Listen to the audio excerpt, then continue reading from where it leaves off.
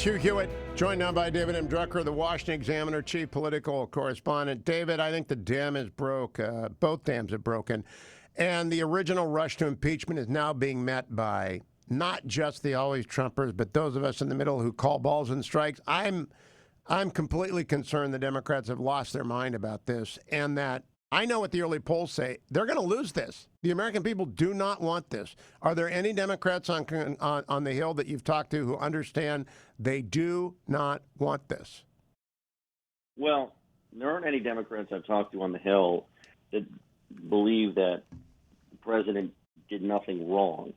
So there's a small debate, I think, over the merits of impeachment, but not much.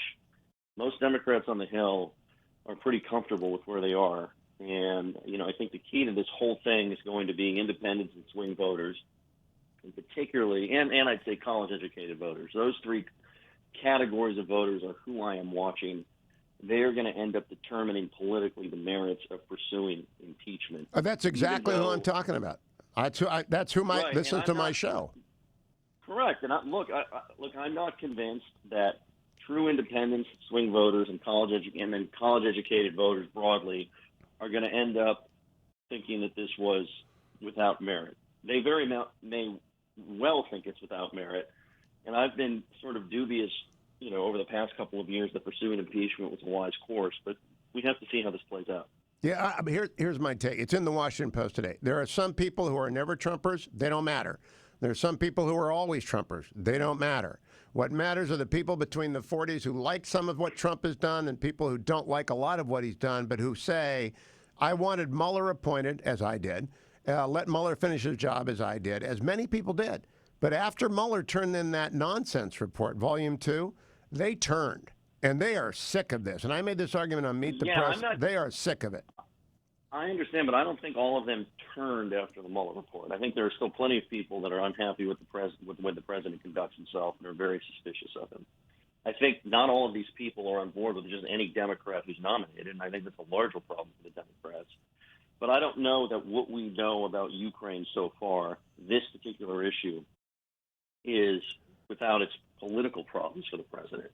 Now, I think the Democrats have set up a higher bar because instead of the debate just being about the issue, what he said on the transcript and anything else that may be related to this, it's now, well, is it impeachable? And that is a higher bar for the Democrats, and they're going to have to either meet it or they're going to flop on it.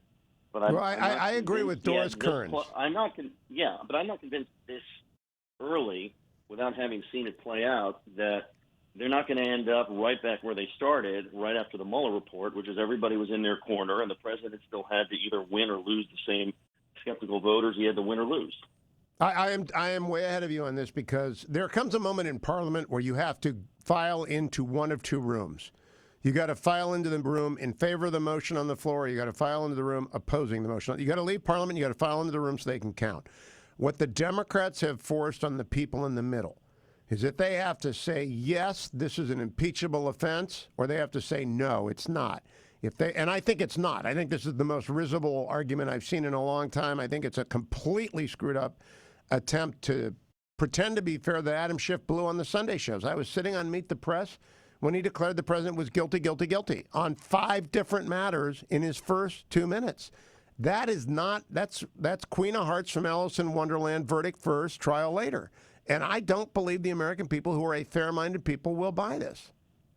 Well, they may not, and I'm not saying they're going to. I'm just saying I'm not going to predict right now that they're not. I mean, this is also fair enough going to be lumped in with everything else that they've been taking in about the president. So it may be that they make the conclusion that Democrats have been targeting him, and this is just another effort to unfairly target him. Or they may say this is on top of everything else that we've seen from him over the past few years, and maybe in and of itself it's not that big of a deal, but it's part of a pattern, and we're just exhausted from the whole thing.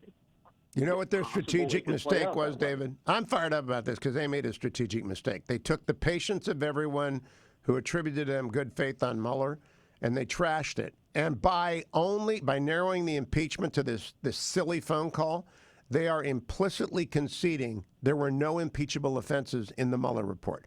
Nadler's whole circus has been undercut by Nancy Pelosi saying we're going narrow and we're going with Schiff. He's been pushed to the side. Right, he has, because he wasn't handling the probe effectively. By this being now handled by Schiff, it's really effectively being handled by Pelosi. So, look, there are a lot of political risks to this, Hugh. I'm just saying that it could cut both ways, or it could leave everybody right back where they started. And what will mark this down on October 1, 2019, I warned David Drucker, this is going to be worse for the Democrats than impeaching Clinton was for the Republicans. Republicans lost 5 seats in the House when they did that. The American people do not like to have their elections annulled. They don't, especially on made-up nonsense phone calls, the transcript of which we read yesterday. We're going to read again today in the second hour so that people can hear it. Hey, David M. Drucker on Twitter. Thank you, my friend. Follow him at David M. Drucker. Follow me to hour number 2 of today's New York City edition of the Hugh Hewitt Show.